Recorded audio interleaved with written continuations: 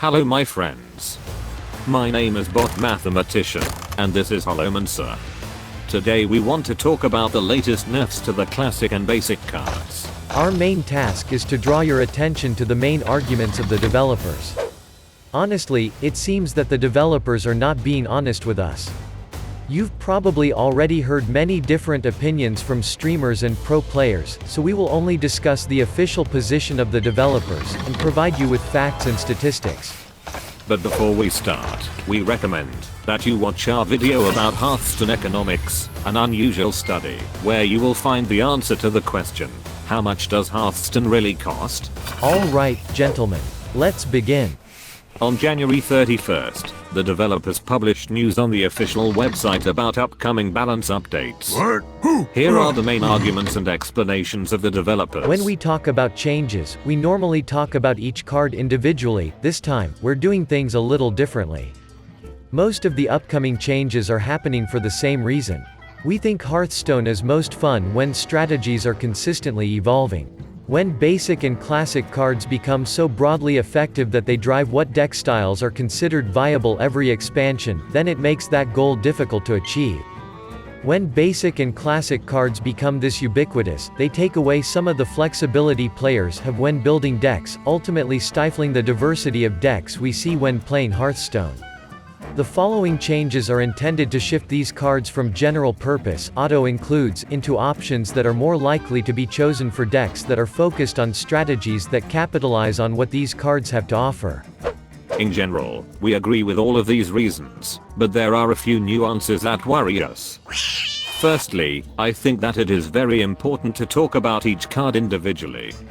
Players must completely understand the problem that a specific card creates in a particular class.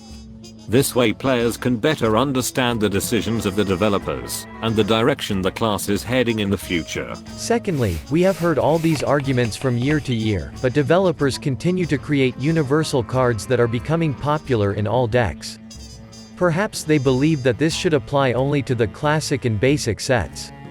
But in this case, it may be better to revise all cards from the classic and basic sets once, a massive nerf that would bring all cards to a single new standard of balance.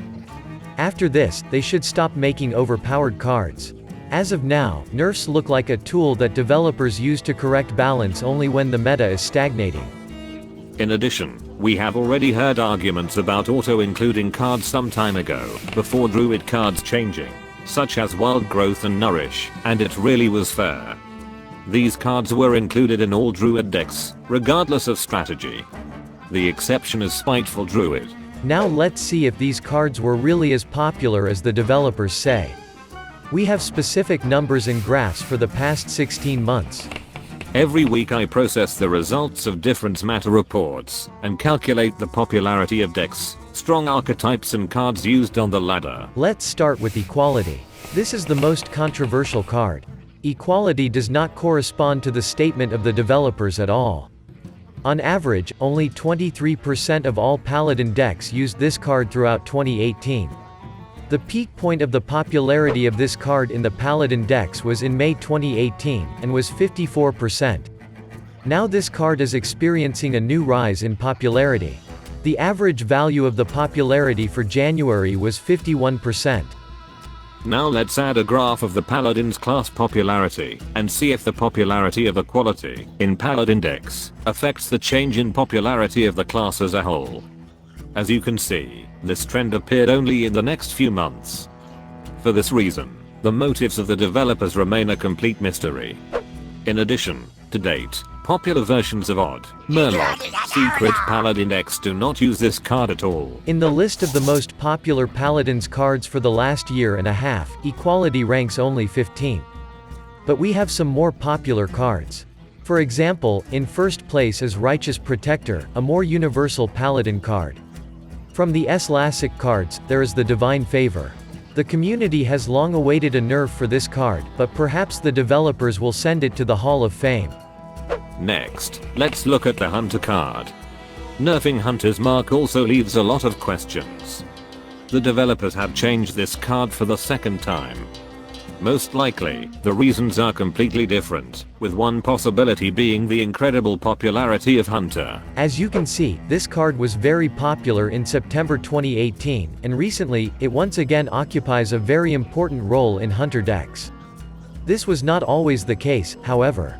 This card took a special place after the release of Candleshot in December 2017. These two cards have a really strong synergy, and the developers wanted this to be the case. If you compare the peak of this card's popularity with the chart of popularity of Hunter, then you can see that Hunter's mark doesn't has direct effect on the popularity of the class, although it is an important tool of Hunter decks. The Hunter does use cards that are truly auto-include cards, such as Animal Companion, Kill Command, and Eaglehorn Bow. Based on the arguments of the developers, all these cards are likely to be sent to the Hall of Fame. Based on the real actions of the developers, all these cards are likely to gradually change when a crisis occurs in the meta game. Now let's talk about Rogue. As you can see, Cold Blood also cannot be called an auto-include card. The peak popularity of this card was in July 2018. Nowadays, this card is experiencing a surge in popularity in Rogue decks, which in turn does not affect the popularity of the class as a whole. But we also have Pogo, Malagos, Quest, and Thief Rogue archetypes that do not use this card at all. In addition, Rogue has more popular cards such as SI, 7 Agent, Backstab, Leroy Jenkins, and of course, Edwin Van Cleef. Perhaps some of these cards will be sent to the Hall of Fame very soon. And the last card we want to discuss is Flame Tongue Totem. This card had the highest level of popularity in October 2017, but since April, it has been used only 1/3 of Shaman decks. This is due to the release of the Witchwood expansion in April. In this period we received the very popular Shutterwalk Shaman archetype. Flametongue Totem has doubled its influence over the past month, although at the same time the popularity of Shaman decreased by half. We also have several archetypes today that do not use this card. Examples of these are Shutterwalk Shaman, Overload Shaman, Elemental Shaman, and Dragon Shaman. But we also have two other cards that are more popular. It's Mana Tide Totem and Hex. Also, this nerf can be explained by the high popularity and high win rate of even Shaman in wild mode, but the developers do not mention this in their post. Here are some conclusions. Indeed, one can argue for a long time whether the developers have chosen the right cards for nerfs or not, but the arguments and intentions of the developers are undoubtedly unclear. This indicates a closed nature and lack of willingness from the developers to speak frankly with the players.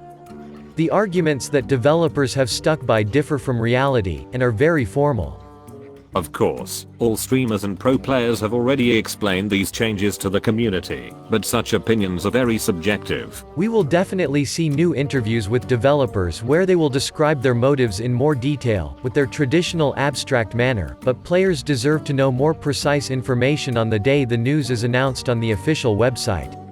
So, what are their real motives? I have my own opinion. Some time ago, Dina Yalla gave an interview to IGN Nordic. The main subject of this interview was previous nerfs. Here are a few fragments. We have meta reports that come in every single day, and we monitor not only where stuff is, but where is it trending, where do we think things are going to be in a month or 2 months, or where do we think things are going to be in the month leading into the next expansion. And if we feel like that's going to be a really positive environment, we won't make any changes, but if we feel like there's some things we can do to make a major impact, then we will. And this is what Dean said about the balance of the new expansion. This week and next week are some of the last weeks that we're working on set balance for the first set of this year. It can be assumed that the nerfing of some cards is connected to the balance of the new expansion, but the developers do not want to talk about it to us, which is why we get such strange and fairly general arguments. Of course we needed a nerf. Some time ago in our video, I already stated that the developers are preparing a nerf and we will hear about it soon. Despite the actual diversity of archetypes and the presence of a huge number of cards, the meta has not changed for a long time. Unfortunately, I doubt that these changes will allow new archetypes to emerge. Rather, we will get a slightly different distribution of forces. And what do you think? How will Hearthstone change after these nerfs? We created a YouTube poll. Find the button on the screen, please vote and share your opinions in the comments.